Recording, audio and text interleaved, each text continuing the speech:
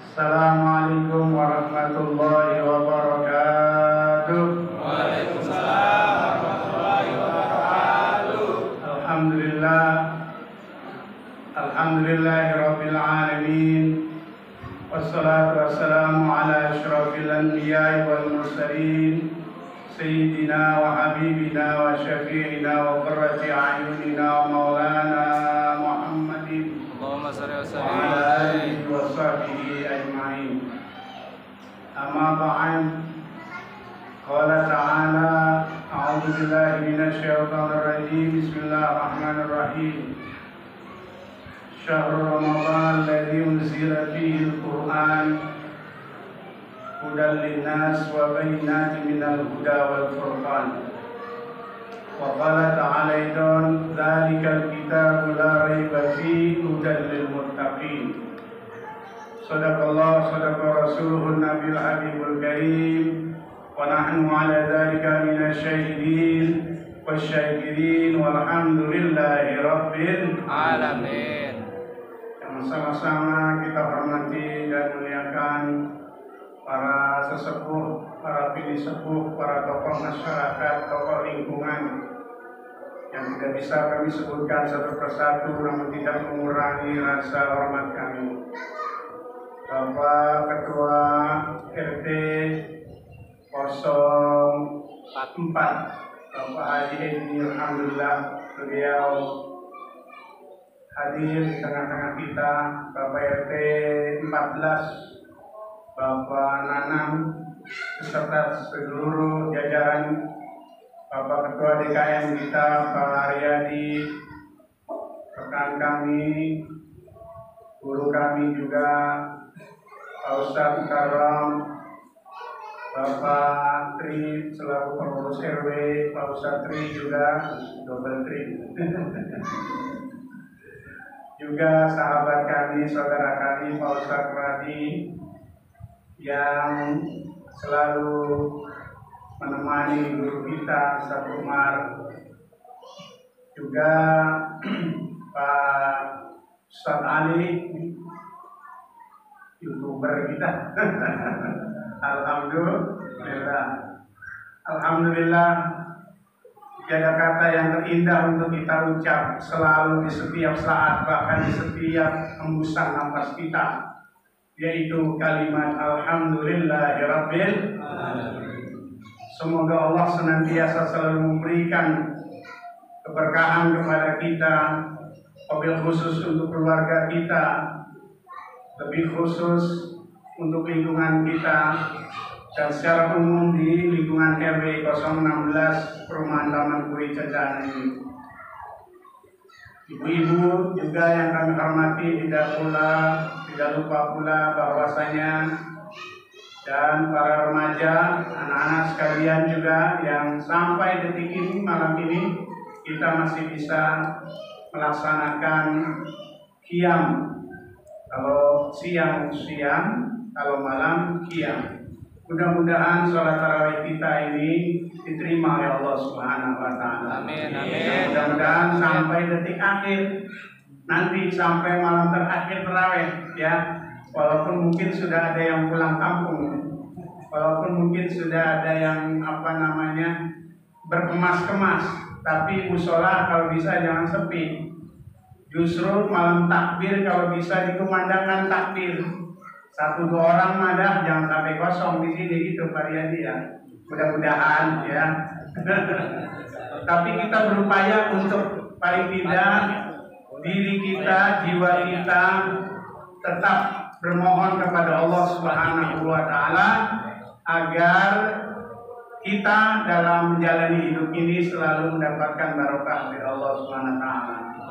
Bapak Ibu jamaah sekalian, izinkan saya menyampaikan ini malam berkebetulan malam nuzul Quran tanggal 17.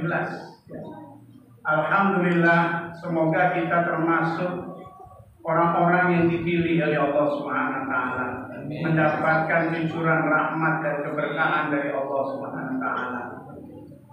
Bapak Ibu jamaah sekalian, nuzul Quran adalah peristiwa yang terjadi hanya di bulan Ramadan.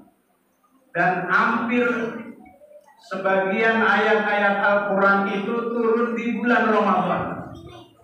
Oleh karenanya itu amat sangat disayangkan jika kita di bulan Ramadan tidak tersentuh lisan kita membaca Al-Quran Karim.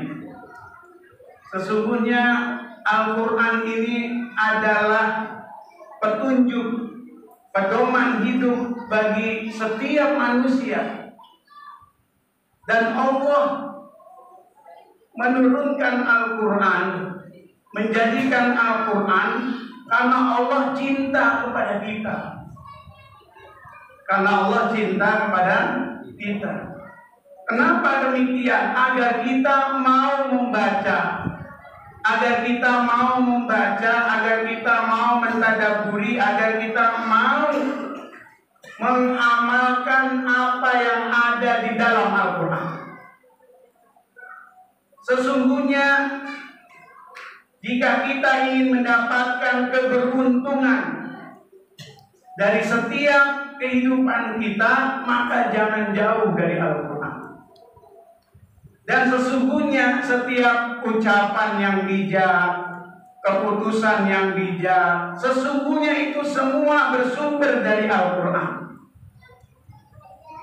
Dan kita mesti meyakini bahwa Al-Quran itu adalah bersifat absolut, mutlak, tidak ada keraguan sedikit pun di dalamnya.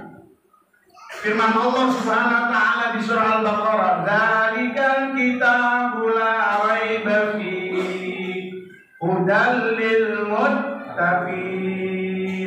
Dzalika ay hadza ay Al-Qur'anul Karim. Al-Kitab ay Al-Quran. Di dalam tafsir Al-Jailalain demikian dikatakan gitu. La raiba, la syakka. La raiba, tidak ada keraguan sedikit pun, secuil pun di dalam ayat-ayat Al-Quran itu. La raiba fi hudal lil muttaqin. Yang sesungguhnya Al-Quran itu adalah petunjuk bagi orang-orang yang bertakwa. Ya, di ayat yang lain di surah Al-Baqarah ayat 185 yang berkaitan dengan bulan Ramadan juga. Syahrul Ramadan alladzi unzila fihi al-Qur'an hudal linnas wa bayyinatin minal huda wal furqan. Kalau tadi petunjuk bagi orang-orang yang bertakwa, di Al-Baqarah ayat 185, Syahrul Ramadan alladzi unzila fihi al-Qur'an hudal linnas, petunjuk bagi manusia. Itu artinya Al-Quran diperuntukkan bagi kehidupan di alam semesta ini. Jangan sampai kita jauh dari Al-Quran. Bahkan kalau tidak salah di Quran surah Fatir ayat 29, Allah Subhanahu wa taala berfirman, "Innal ladzina yatluna kitaballah wa aqamus shalah wa anfaqu mimma razaqnahum." Shadaqallahul azim. Tidak kurang lebih demikian, artinya sesungguhnya orang-orang yang senantiasa membaca Al-Quran, yang senantiasa membaca Al-Quran, yang mengerjakan sholat, yang menginfakkan sebagian rezekinya yang Allah berikan kepadanya, maka tidak ada satu kerugian dalam kehidupan yang dia lakukan di dunia ini.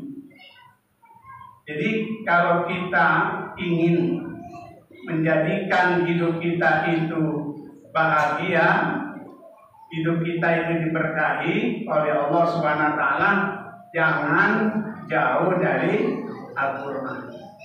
Tidaklah mungkin ucapan seseorang yang menjadikan orang itu akan memberikan nilai manfaat, memberikan kebaikan-kebaikan, kecuali ia mengambil sumber dari Al-Quran.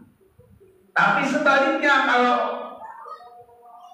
dia melakukan perbuatan perbuatan buruk yang tidak berdasarkan Al-Quran, sesungguhnya itu ucapan-ucapan yang sesat.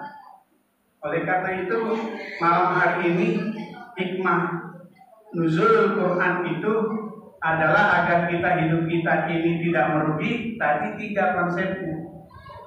Yatslunal kitab Allah wa aqamus shalah wa anfaqu mimma razaqnahum.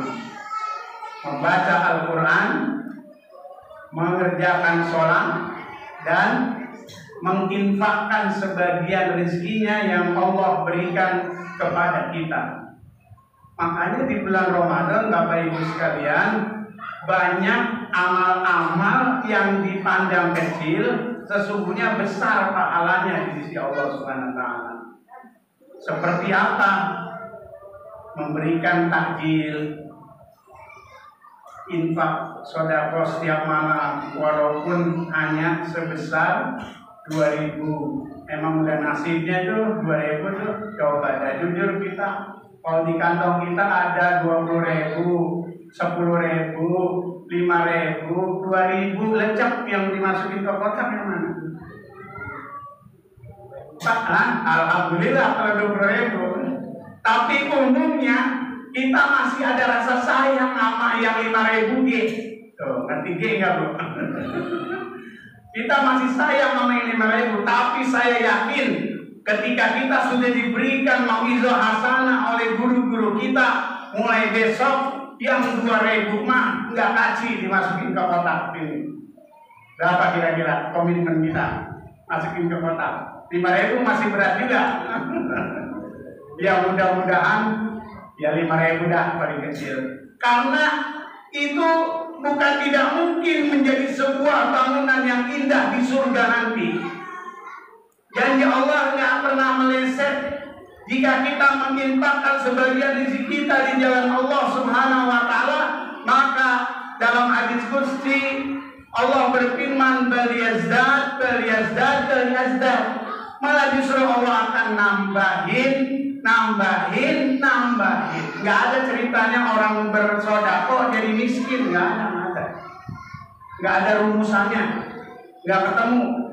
1 tambah 1 hitungan matematik 2, hitungan Allah 1 tambah 1 10. Ini 6 ya, 10. Coba logikanya di mana? Nggak bisa pakai kita hitung-hitungan matematik. Kalau 1 tambah 1 yang bersifat sedekah bagi Allah 10. Bagaimana kalau kita ngasihnya lebih dari 1? Urusan Allah. Tahu-tahu nanti di surga nanti kita bareng-bareng nih masuk surga, amin. Ya, kira-kira nanti kita udah di bangunan rumah kita di surga udah ada. Cuman jangan iri. Lah kok dia tingkat ya? Lah kok dia sederhana? Lah dia itu biasa-biasa aja. Ingat waktu di dunianya waktu masukin amal ke kotak berapa? Atau waktu ketika tetangga membutuhkan pertolongan, yang cepatan siapa? Waktu tetangga membutuhkan sesuatu, yang cekatan siapa? Lantai bangunannya beda-beda. Kalau kita kan di sini sama dia, tipenya dia sama kan.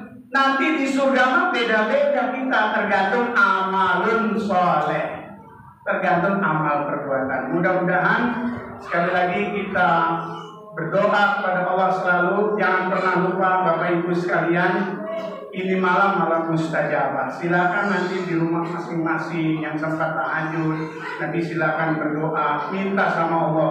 Jangan ragu-ragu kalau minta sama Allah, ya mintanya yang banyak, yang berkah, yang halal. Itu ya, yang banyak berkah dan halal. Makanya tadi saya doa, ya saya dapat doa itu dari saya punya guru di Al-Habib Ahmad Al-Khairat Bekasi. Ya, jadi ditambahin, doa itu boleh ditambahin, yang penting kita paham maknanya gitu ya. Jadi minta rezeki yang banyak, yang berkah, yang halal. Mudah-mudahan kita semua dalam keadaan sehat afiat, dan kita senantiasa sampai detik akhir menjelang nanti kita menjadi mendapatkan predikat hamba-hamba Allah yang muttaqin. Kurang lebihnya mohon maaf dari saya jika ada kata yang salah ucap dan salah kata mohon dimaafkan. Billahi taufiq wal hidayah. Wassalamualaikum warahmatullahi wabarakatuh.